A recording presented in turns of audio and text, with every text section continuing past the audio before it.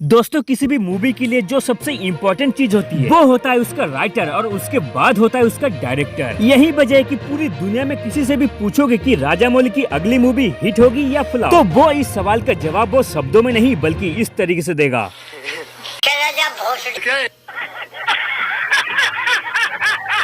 आज देश में जितना बड़ा नाम राजामौली ने बना रखा है उतना बड़ा नाम कोई है नहीं। अब अगर आप दूसरे नंबर की बात करें तो केजीएफ के डायरेक्टर प्रशांत नील का नाम लिया जाएगा। अगर प्रशांत नील की बात की जाए तो ये कन्नड़ा इंडस्ट्री में काम करते हैं जिसे सैंडलवुड कहा जाता है। केजीएफ से पहले नॉर्थ में जो भी साउथ की मूवी देखी गई थी वो या तो तमिल थी या तेलुगु, चाहे वो रजनीकांत की रोबोट हो, बाहुबली हो या आई हो। नॉर्थ में साउथ की सैंडलवुड की कोई भी मूवी नहीं दिखी गई थी। पर जब केजीएफ को रिलीज किया गया था तो ये उसी दिन रिलीज हुई थी जिस दिन शाहरुख खान की जीरो थिएटर में रिलीज हुई थी और शाहरुख खान की जीरो फ्लॉप हो गई थी और केजीएफ ने तबाही मचाई थी। तो भाई ये प्रशांत नील है कौन? कैसे इन्होंने यश को सैंडलवुड से निकालकर एक इंटरनेशनल स्टार बना दिया? कैसे प्रभास जिनकी पिछली 3 मूवी साहू, राधेश्याम और आदिपुरुष बहुत ही बुरी तरीके से रोस्ट की जा रही है और उसके बावजूद भी प्रभास समेत पूरी दुनिया को भरोसा है कि प्रशांत नील के साथ जब इनकी सलाह आएगी तो ये वापस से उसी मुकाम को हासिल कर लेंगे। मतलब कौन है वो प्रशांत नील जिनकी तरफ बाहुबली भी इस उम्मीद से आंखें लगा के बैठे हैं कि भाई तुम ही मेरा कल्याण कर सकते हो। और लंका तो उससे भी बकवास, कुछ नहीं, रामायण के नाम पे चूतिया बना रहे। भैया प्रशांत के बेसिकली जो गांव का नाम है तो वो है नीलकांतपुर और उसी से इन्होंने नील शब्द लिया है और ये प्रशांत नील के नाम से जाने जाते हैं। ये वो वाले भाई साहब है जो सुपर रिच फैमिली से आते हैं जिनके पास महंगी महंगी जमीनें, महंगी महंगी गाड़ियाँ और महंगे महंगे होटल्स है। इस सीन को अगर आप ध्यान से देखें तो ये अपने सेट बहुत ही ग्रैंड बनाते हैं। मतलब जो अपने केजीएफ में बस्ती वाले सीन भी देखे थे ना, जो इसीलिए काफी ग्लोरियस थे, जो कि प्रशांत नील भैया के खून में अमीरी है। पढ़ाई लिखाई में ये चौपाटी थे पर फिल्म को बनाने में इसका काफी इंटरेस्ट था। नए नए डायरेक्टर के साथ कोई काम नहीं करना चाहता भाई। कभी हीरो मिलता था तो कभी प्रोड्यूसर नहीं मिलता था, जब प्रोड्यूसर मिलता था तो हीरो नहीं मिलता था। पर ये भाई साहब अपनी स्टोरी बैठकर लिखा करते थे। इन्होंने श्री मुरली के साथ पहली मूवी बनाई उग्रम। अब ध्यान से सुनना, केजीएफ के कई सारे चीजों के बारे में आपको उग्रम से पता चलेगा।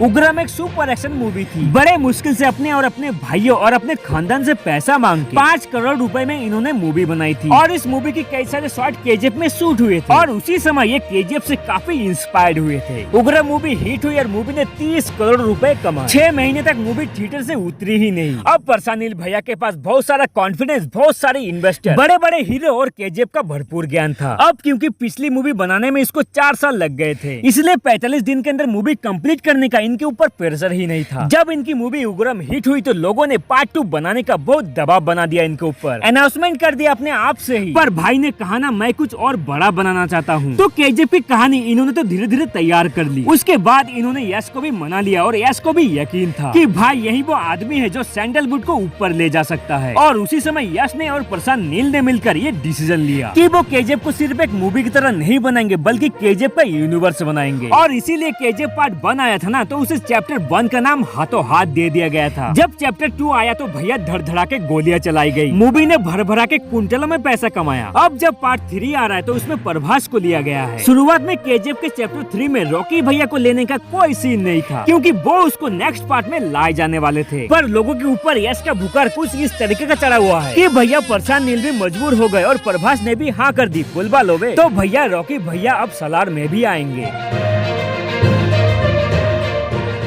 जब 2 सुपरस्टार सामने आ जाते हैं तो भैया शुरू होता है कंपैरिजन। और जब रॉकी भैया और बाहुबली दोनों एक साथ में आएंगे, जैसे पठान और टाइगर साथ में आए थे, जो वाली फीलिंग आई थी और वो वाली फीलिंग ही आएगी। पर कंपैरिजन तो शुरू हो ही जाएगा। और साउथ में जो फैंस होते हैं वो काफी डाई हार्ड फैन होते हैं भाई साहब। तो ऐसे में रॉकी भैया के फैंस वर्सेस बाहुबली के फैंस, ये लड़ाई तो होनी ही है। अब इसमें जीतेगा कौन? अब इसे 2 लोग डिसाइड करेंगे। ये कमेंट में बताकर आप लोग और दूसरे प्रशांत नील जी जो कहानी को लिख रहे हैं और वो ही डिसाइड करेंगे कि किसको कितना बड़का रोल मिलने वाला है। बाकी रॉकी भैया या बाहुबली किसी में से एक को चुनना हो तो आप किसे चुनेंगे? बोलो बोलो, जल्दी बोलो कमेंट में। तो मिलते हैं नेक्स्ट वीडियो में, बाय।